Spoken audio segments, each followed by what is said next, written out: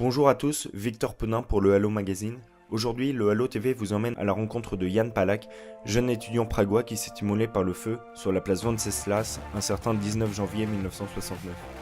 L'auteur Anthony Citruc est avec nous et nous présente son second roman, La vie brève de Jan Palach, aux éditions Le Dilettante. On retrouve ça tout de suite. Bonjour monsieur Citruc. Donc vous êtes né en 1975 à Sarcelles, après avoir longtemps hésité autour de l'art, autour du cinéma. C'est finalement vers l'écriture que vous vous tournez. Vous avez publié un premier livre qui s'appelle Porn Star, qui raconte l'histoire d'un acteur du X sur le retour.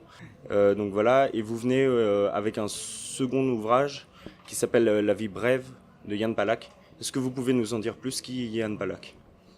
Jan Palach, c'est un étudiant tchécoslovaque qui est né en 1948 et qui en 1969, donc il y a 50 ans cette semaine, s'est immolé par le feu en plein centre de Prague, sur la place Wenceslas, en réaction contre l'invasion de son pays par les forces du pacte de Varsovie.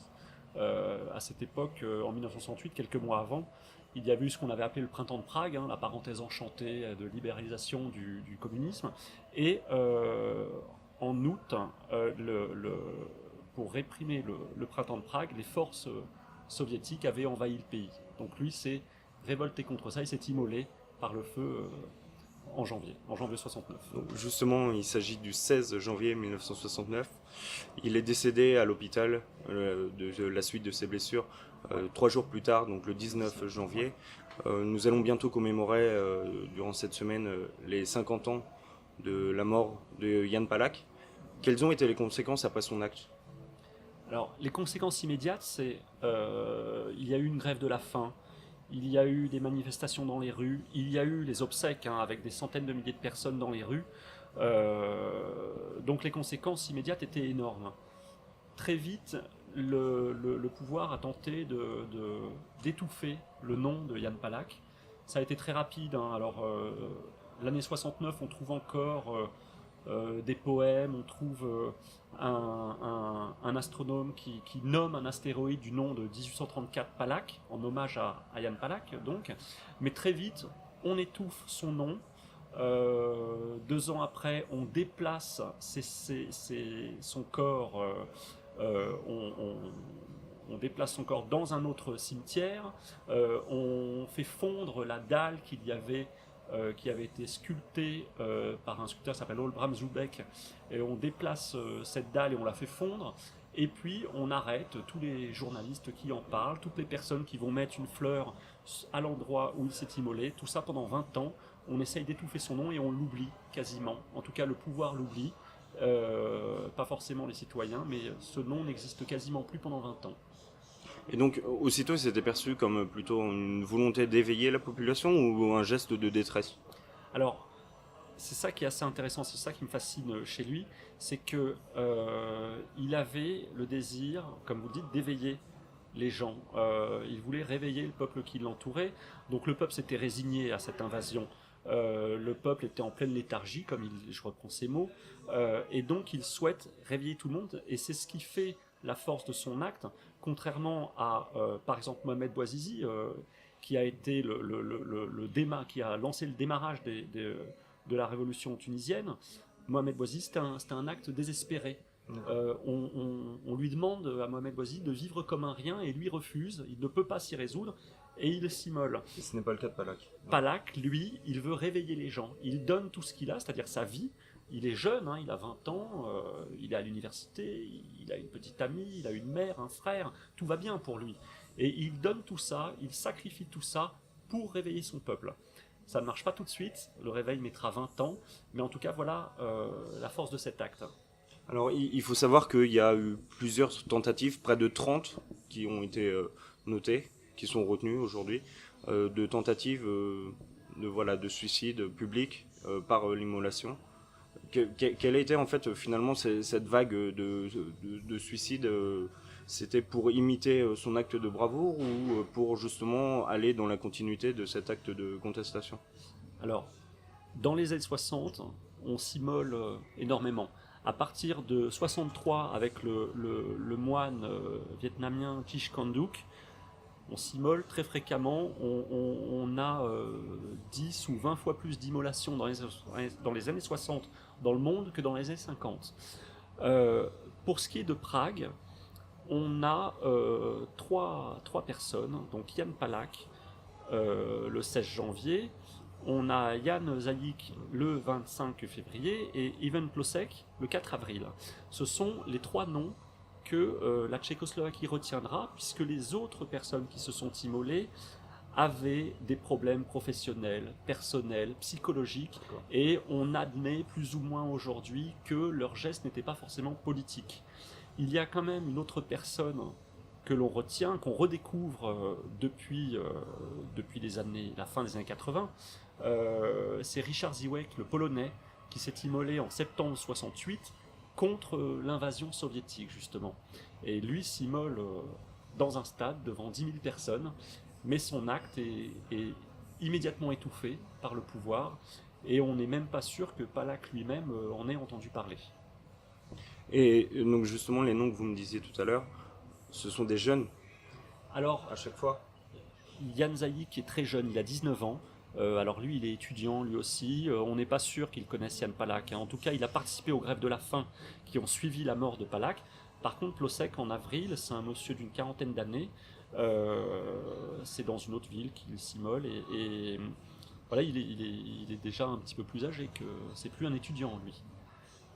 Est-ce que vous pouvez nous parler de la charte 77 et de la semaine de Palach aussi, ainsi que la révolution de velours? Donc c'est trois questions en une, Oui, mais je sais que les trois sont bien rattachées les unes aux autres, historiquement parlant. Alors, il y a un groupe de rock tchécoslovaque, qui s'appelle Plastic People of the Universe, qui démarre dans les années 70, pardon, et qui est assez virulent sur le pouvoir en place. On est en pleine normalisation, et puis alors dès 75 avec Gustav Husak au pouvoir, la normalisation il va fort, ce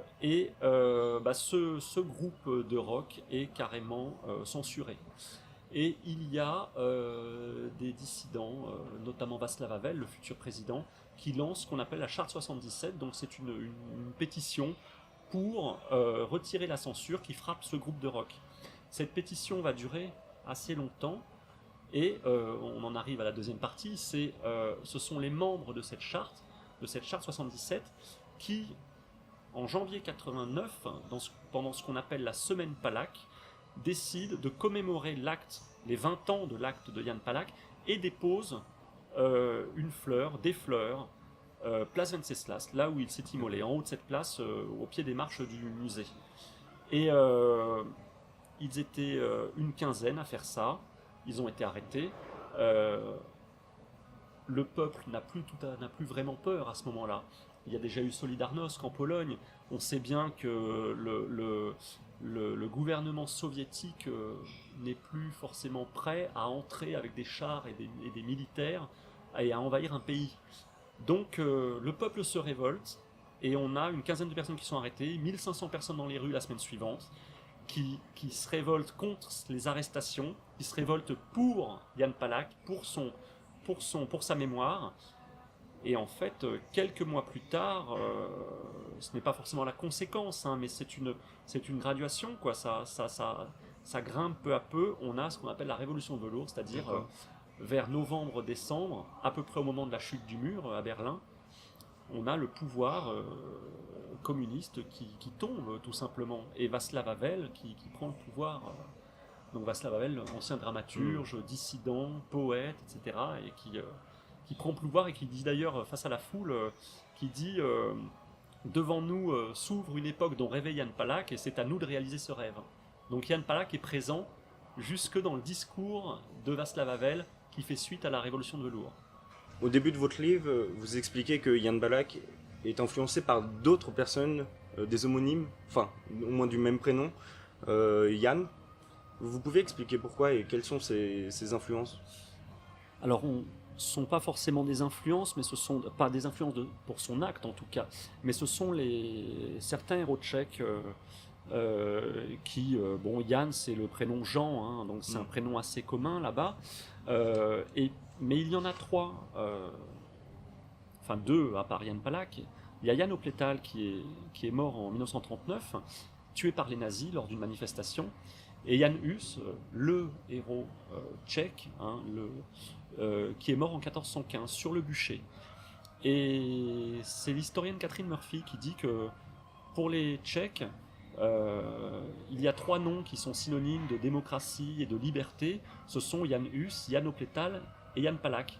Donc ce sont quand même, Jan Palach, c'est quand même un nom qui est extrêmement important. Et sur 500 ans d'histoire, cette Catherine Murphy retient ces 3 noms. Donc elle tisse un lien entre ces 3 noms qui reviennent et qui sont toujours des martyrs de la Tchécoslovaquie, de la République tchèque aujourd'hui. Donc Jan Palach meurt le 19 janvier 1969. Donc 3 jours d'hospitalisation dans d'atroces souffrances comme on peut l'imaginer. Quels ont été ses derniers mots? Alors, c'est assez difficile de savoir exactement ce qu'il a dit, mais l'une des choses qui est importante et qui a mis en émoi tout le pouvoir à ce moment-là, c'est qu'il dit à aux supposés autres étudiants prêts à s'immoler, il leur dit ne le faites pas, ne vous immolez pas. Il demande au leader étudiant de l'époque, Lubomir Olosek, de venir à son chevet, et c'est à ce leader qu'il dit aux autres de ne pas s'immoler, c'est trop dur, ne le faites pas. Il n'est peut-être pas encore temps de s'immoler, c'est peut-être pas le bon moment. Est-ce qu'il y a eu un regret de sa part? Alors, ce qu'on peut se demander, c'est déjà si cette quinzaine d'étudiants prêts à s'immoler existait vraiment.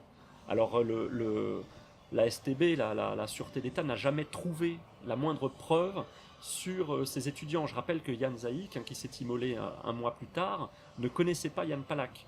Donc on n'a aucune idée de qui étaient ces étudiants. Et en fait, on suppose qu'il s'agit comment dire, je ne vais pas dire qu'il joue, puisqu'il a quand même, il est, comme vous le dites, il est en train de souffrir atrocement, mais ça fait partie du plan. Disons, il dit dans sa lettre que d'autres étudiants sont prêts à s'immoler. Pendant ces 3 jours, il voit que l'acte ne prend pas tant que ça. Il est encore conscient, il écoute la radio, il parle à sa mère, à son frère, mais il parle aussi aux infirmières surtout. Et il voit que l'acte ne prend pas totalement. Il voit que le pouvoir n'est pas encore prêt à céder.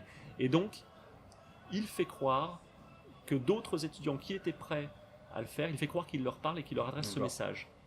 Est-ce qu'incontestablement, on peut dire que Jan Palach est un héros via cet acte de bravoure, tout simplement, et de sacrifice, mais pour alerter justement l'opinion publique? Alors, chez eux, en Tchéquie, c'est effectivement l'un des héros locaux.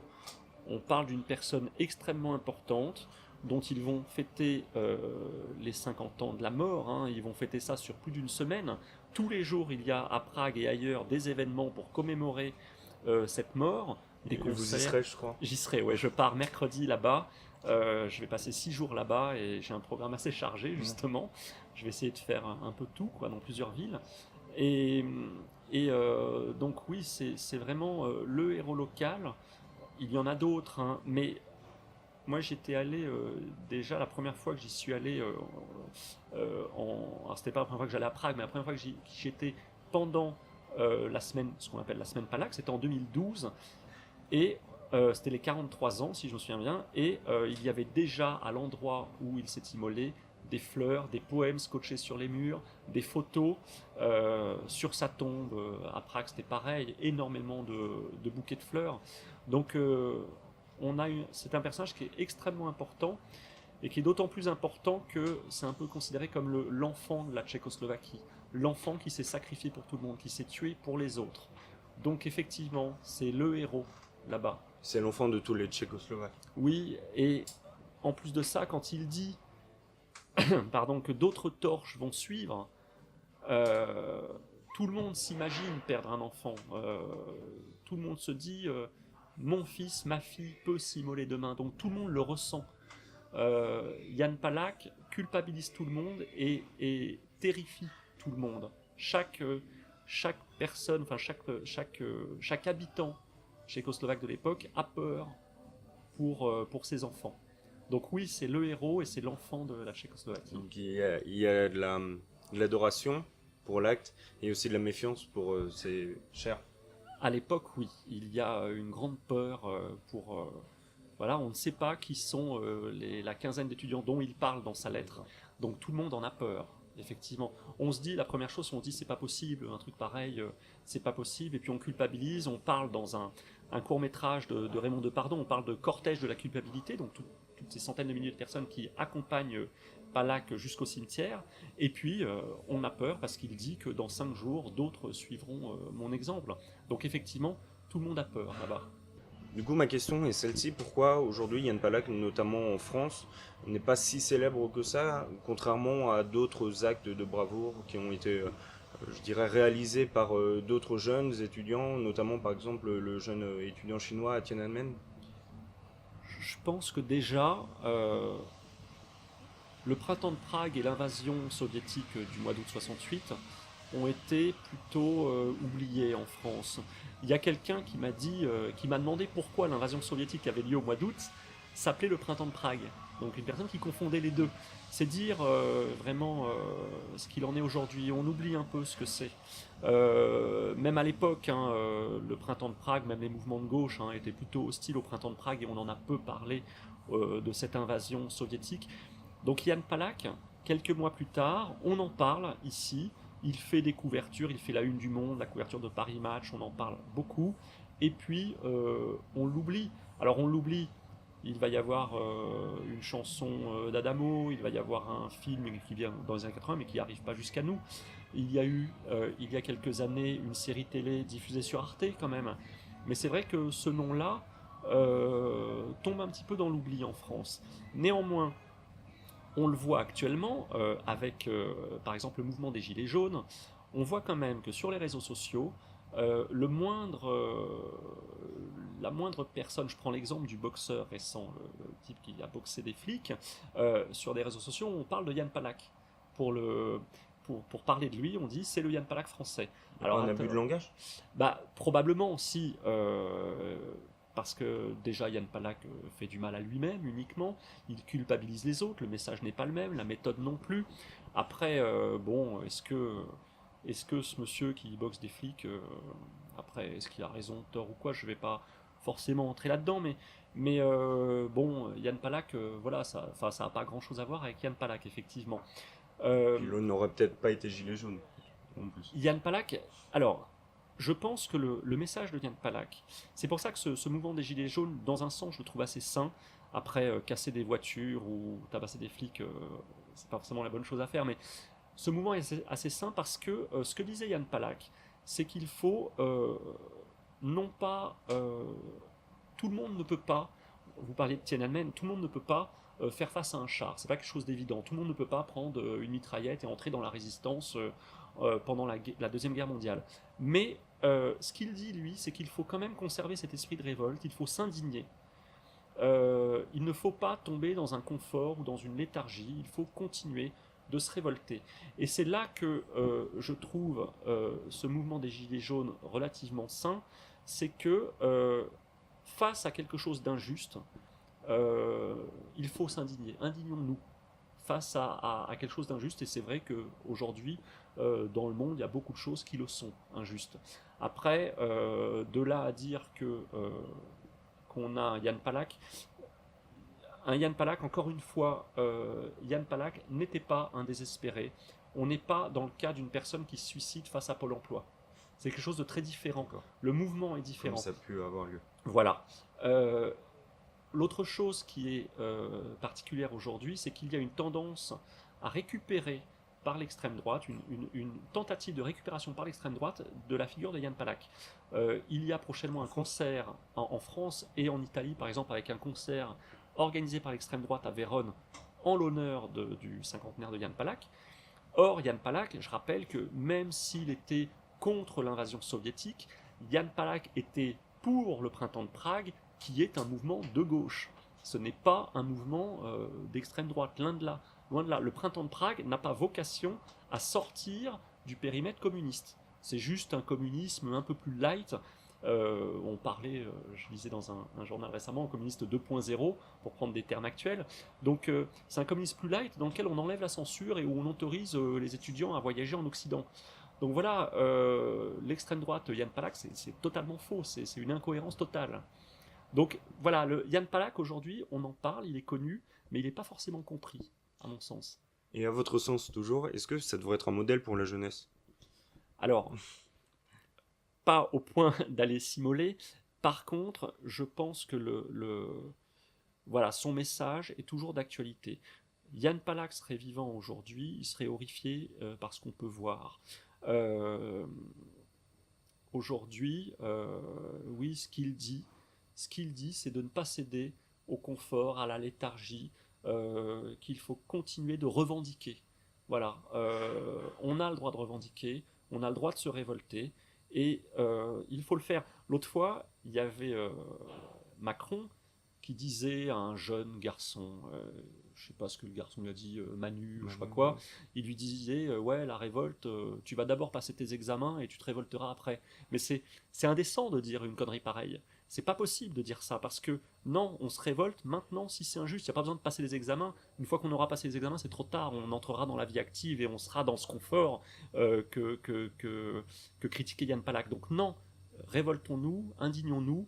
Après, de quelle façon je ne souhaite pas que des étudiants, surtout pas, aillent faire comme Yann Palak. Je pense que on n'est pas dans le même. On n'a pas un tank en bas de chez nous qui envahit la ville, quoi. Justement, aujourd'hui, s'il y avait un élève, un étudiant qui décidait de passer à l'acte de la même manière que l'a décidé Yann Palak, comment, selon vous, vous pensez que réagirait l'opinion publique et le gouvernement?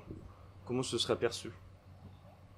Alors, déjà, ça dépend vraiment de la façon dont il fait cet acte.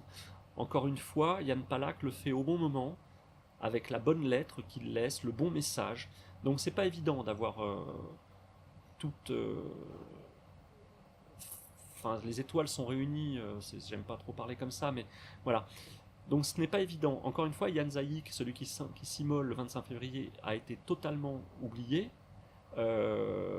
Richard Ziway qui s'immole pourtant devant 10 000 personnes, lui aussi, on n'en parle plus. Donc c'est pas, faut pas croire que une immolation sera perçue comme un acte de résistance et que cette personne-là sera automatiquement un martyr. Après, On peut parler de mourir en martyr. alors Vous c'est avez du ça. mal Voilà. peut-être avec cette expression. En fait, pour moi, il y a une différence entre en gros, le sacrifice et le suicide. Voilà. C'est ce que je dis un moment dans le livre. Le sacrifice, on donne sa vie pour les autres. Le suicide, en fait, on s'en fiche un peu des autres et on se tue. Tant pis pour la peine qu'on causera aux autres. Donc, il est difficile de dire comment sera ressenti un acte pareil. Par contre, ce qui est clair, c'est qu'à mon avis, dans la société actuelle, avec en plus les mouvements qu'il y a actuellement, un acte pareil serait probablement récupéré par les mauvaises personnes. C'est ça qui m'inquiéterait. On le voit avec les gilets jaunes et la récupération politique qu'il y a derrière depuis quelques C'est-à-dire que semaines. Le gouvernement, je ne sais pas ce qu'il ferait, mais il y a toute une frange politique d'extrême droite qui récupérerait ça. Et ça, ce serait inquiétant. Parce que je pense que l'acte de Yann Palak était profondément humaniste et pas du tout un acte, enfin, je sais pas, enfin, un acte d'extrême droite, disons ça comme ça, quoi. Est-ce que aujourd'hui la jeunesse, selon vous, a des moyens qui sont à ses dispositions pour faire justement résistance et front commun face à le gouvernement, face à des mesures qui sont prises? Est-ce que la jeunesse est capable de faire bouger les lignes? Je pense que oui. Je pense qu'aujourd'hui, le gouvernement, et d'ailleurs les gouvernements qui ont précédé, sont complètement déconnectés et ont totalement raté toute l'époque des réseaux sociaux. Les gars sont largués complètement là-dessus. Même si on voit des présidents, des ministres et tout sur Twitter, ils sont nuls les uns après tous les uns autant que les autres. Et en fait, aujourd'hui, on voit que la moindre connerie qui peut être dite ou faite explosera sur les réseaux sociaux. Et les étudiants aujourd'hui ont des réseaux sociaux, ont des appareils photo, des caméras, des micros, ils ont des journaux, ils ont des blogs, des sites web, et il y a moyen de transmettre un message et de faire suivre ce message. Quel serait-il? Ce serait je disais, de s'indigner, de se révolter. Mais encore une fois, il faut faire gaffe à la façon dont tout ça peut partir, puisque je rappelle, je vais reparler des Gilets jaunes. Tout est parti d'un événement ou d'un message sur Facebook, et on a eu quoi la première journée des Gilets jaunes? On a eu des ronds-points et des péages bloqués. Donc est-ce que c'est une bonne idée de faire ça? Il faut que ce soit un peu plus construit comme mouvement. Mais il y a moyen aujourd'hui, contrairement à ce qu'on peut dire, on n'est pas dans une dictature, on n'est pas dans une dictature des médias, une dictature tout ce qu'on veut. Il y a moyen de se révolter, il y a moyen de monter des associations, des partis politiques, et ça on peut le faire, les étudiants peuvent le faire. Donc voilà, faisons-le, révoltons-nous, évitons de brûler des salons de coiffure et des bagnoles, mais voilà, il y a plein de moyens légaux aujourd'hui de se révolter. Selon vous, l'acte de Yann Palak, est-ce qu'il trouve aujourd'hui une résonance dans l'Europe actuelle qui est en train de se déliter progressivement? Alors, je pense que Yann Palak serait, comment dire, horrifié par ce qu'on voit. Après, je pense qu'il serait horrifié, par exemple, par la façon dont on gère l'accueil des migrants. Quelque chose comme ça, contrairement à ce que va penser toute une partie de l'extrême droite, qui eux sont anti-migrants au possible. Je pense qu'il serait horrifié de voir que dans un pays comme le nôtre, on peut avoir des gamins qui vont à l'école sans manger. Il serait horrifié par tout ça. Il serait quand même horrifié, je disais qu'on n'est pas en dictature, et je le pense réellement, mais il serait horrifié par la façon dont certains membres du gouvernement peuvent apparaître comme hautains ou déconnectés de la réalité. Lui serait horrifié par tout ça. Mais je pense euh, ouais, voilà, que ce qu'on voit actuellement est quand même profondément injuste. Il y a beaucoup d'injustice aujourd'hui. Euh, et on n'est pas tout à fait. Václav Havel disait c'est à nous de réaliser le rêve de Jan Palach. Je ne pense pas qu'on l'ait réalisé du tout. Pas plus en République tchèque, où le pays ne va pas si bien que ça et où on a des McDo à tous les coins de rue. Pas plus là-bas que chez nous, où on a des millions de chômeurs et des millions de gens qui vont mal et des millions de gens qui sont dans les rues à se révolter. Est-ce que vous pensez qu'il y a une nouvelle lutte des classes qui est en place, pour ne pas dire en marche? Justement, il y a le philosophe Slavoj Zizek qui a écrit un livre, La nouvelle lutte des classes, qui prend en considération voilà, l'immigration qu'il y a aujourd'hui dans les pays européens. Est-ce que vous pensez que c'est une situation post-marxiste et pas trop à la fois? Alors, euh, je dirais que bon, qu'il y a une nouvelle lutte, qu'il y a une lutte qui, moi, ce qui me choque beaucoup, c'est bon, je vais reprendre les mots. C'était Virginie Despentes qui avait dit ça et qui l'avait récupéré d'un autre auteur dont j'ai oublié le nom. C'est que aujourd'hui, il y a toute une partie, c'est même pas d'extrême droite, c'est de droite, tout simplement, qui fait croire aux pauvres que leur problème, c'est les plus pauvres qu'eux. Et en fait, on a trois niveaux. On va avoir des très pauvres qui généralement viennent de pays étrangers, on a qui essayent de venir, qui vont se noyer en Méditerranée. On a des pauvres qui sont bien français, comme on dit, les fameux français de souche, soi-disant. Et puis on a une espèce de caste plus haute, de riches. Et alors tout le problème est de savoir à quel moment on est riche, justement. Et en France, malheureusement, on est riche alors qu'on n'est pas énormément. Et donc il y a une lutte entre tous ces niveaux et c'est pas, enfin voilà, c'est pas évident de savoir où se placer, c'est pas évident de savoir ce qu'on veut, ce qu'on veut devenir et contre quoi se révolter. Donc cette lutte pour moi est assez, comment dire, elle est assez dure à percevoir et puis surtout j'ai du mal à savoir ce que ça peut donner tout ça. Je reviens sur votre premier livre, Panstar, on en a parlé tout à l'heure. Ça racontait l'histoire d'un acteur du X sur le retour. Euh, c'est inspiré d'une histoire vraie de faits réels. C'est Est-ce que pour vous c'est un moteur que la vie réelle pour écrire, pour être prolixe, pour accoucher de romans comme vous le faites? On va dire que oui. On va dire que je m'inspire énormément de ce qui m'entoure et voire même que je considère que c'est pas la peine d'inventer certaines choses si elles existent déjà. Dans mon roman Pornstar, il y a une énorme documentation également. C'est pas le même genre de documentation, mais c'est vrai que deviner où se déroule tel film tourné en 77 qui n'existe pas en DVD, ni en vidéo, ni sur internet, ni rien, c'est pas si évident que ça. Il y a des recherches à faire. Écrire un livre qui se déroule en 2012, et quand on l'écrit, on est en 2009, on écrit avec des noms d'acteurs et d'actrices, et au moment où on corrige le livre, quelques semaines avant qu'il paraisse, on se rend compte que ces acteurs et actrices ont démissionné du X, ont quitté le X. Il faut tout réécrire, il faut changer la couleur des cheveux, il faut tout refaire.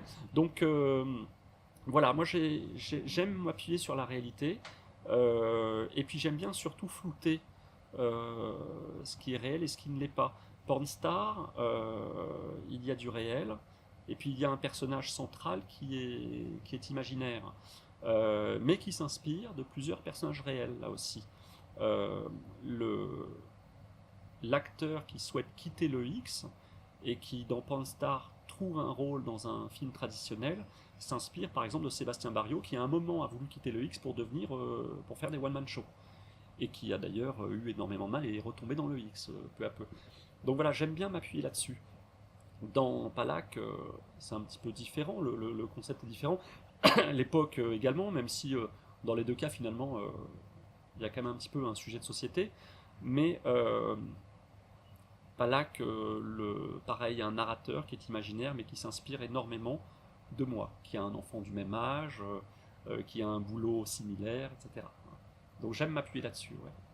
Quels sont vos futurs projets, qu'ils soient littéraires ou cinématographiques, parce qu'on sait que vous aimez le cinéma? Alors en cinéma, j'en ai pas forcément, même pas du tout. De temps en temps, je vais faire deux trois petites critiques de films ou de DVD pour des sites web. Par contre, en la littérature, c'est vraiment quelque chose qui me passionne. J'ai la chance d'avoir un emploi à côté, donc je Dans peux prendre l'aéronautique? dans l'aéronautique, ouais, ouais, ouais. Donc je peux prendre mon temps. Et là, en fait, je suis sur deux projets. L'un qui est purement, alors j'allais dire purement fiction, non, parce que le personnage, encore une fois, je parle beaucoup à travers lui, mais par contre, c'est un bouquin de fiction dans le sens où il n'y a rien d'historique, il n'y a pas de documentation ni rien. Une sorte de roman noir que j'en suis à la moitié, et puis je l'ai abandonné pour faire toute la promo sur Yann Palak, et il faut que je m'y remette, probablement au retour de Prague. Et puis il y a à côté de ça un livre historique similaire, un roman historique similaire à la forme, dans sa forme à celui sur Yann Palak, et sur un autre pays, une autre époque, un autre personnage, donc j'en parle pas plus parce qu'il n'y a encore rien de fait et qui verra peut-être le jour D'accord. dans 5 ou 10 ans, mais voilà, je compte m'y remettre, et surtout c'est difficile en fait de se replonger dans la fiction quand on a connu un personnage comme Yann Palak. C'est pas évident de revenir à la fiction. En septembre 2018, a été créée la Ligue professionnelle des auteurs. Est-ce que vous en avez eu la connaissance et si oui, est-ce que vous l'avez rejoint? Alors je l'ai pas rejoint pour l'instant, je la suis sur Facebook. Je sais que cette ligue est assez active, et que, alors encore plus en ce moment, avec les histoires d'imposition sur le revenu, et euh, donc je sais qu'il y a pas mal de problèmes liés au statut d'auteur. Après, je suis ça. Pour l'instant, on va dire, je vais essayer de pas être prétentieux en disant ça, mais je me considère comme auteur depuis très peu de temps. Pour moi, Pornstar, mon premier roman, a toujours été un coup de bol inouï, mais voilà, je me suis dit, ce sera peut-être quelque chose. J'ai eu la chance de publier ce roman-là, et ça n'arrivera peut-être plus jamais. Et c'est en signant mon contrat pour le deuxième roman que, enfin, je me suis dit, tiens, là, c'est peut-être mon deuxième emploi, mais voilà, je suis auteur. Voilà, est-ce que je vais m'inscrire? Oui, probablement. Est-ce que je vais suivre ça de plus près? Oui. Maintenant, voilà, je ne l'ai pas encore fait. J'ai encore du mal par moment à me sentir auteur. Est-ce qu'il est difficile aujourd'hui, en 2019, d'être auteur? Difficile d'en vivre, notamment? Alors d'en vivre, oui, je pense. Je pense que Ils sont, je dis ils parce que moi c'est pas mon cas, mais ils sont quelques dizaines à en vivre, peut-être une centaine en France, il me semble. Et encore en vivre, ça dépend ce qu'on appelle en vivre, hein. Marc Lévy en vit très bien, et puis d'autres Plus modestement. en vivent bien plus modestement, ouais. Certains même en vivent, mais galèrent, hein. Et après, devenir auteur, alors, auteur publié par un éditeur, et un éditeur honnête, c'est pas forcément si évident, mais contrairement à ce qu'on croit, ça existe, et sans piston. euh, voilà, ça après il y a de la chance. Faut quand même envoyer son manuscrit au bon moment, hein. L'éditeur a son planning parfois sur 2 ans, donc le manuscrit parfois arrive au mauvais moment. Mais il y a quand même, avec Internet, énormément d'auteurs qui percent sur des plateformes de publication de livres, et ça marche pour certains d'entre eux. Leurs livres sont peut-être vendus moins cher, mais ils sont lus parfois par des dizaines de milliers de personnes, de lecteurs. Ils ont des commentaires de retour de lecture qui sont très positifs. Certains parviennent en plus, une fois que le livre a été lu et acheté sur Internet, certains parviennent à signer avec un éditeur. Donc je trouve que je trouve qu'il y a moyen de s'en sortir. D'en vivre peut-être pas, mais d'être publié.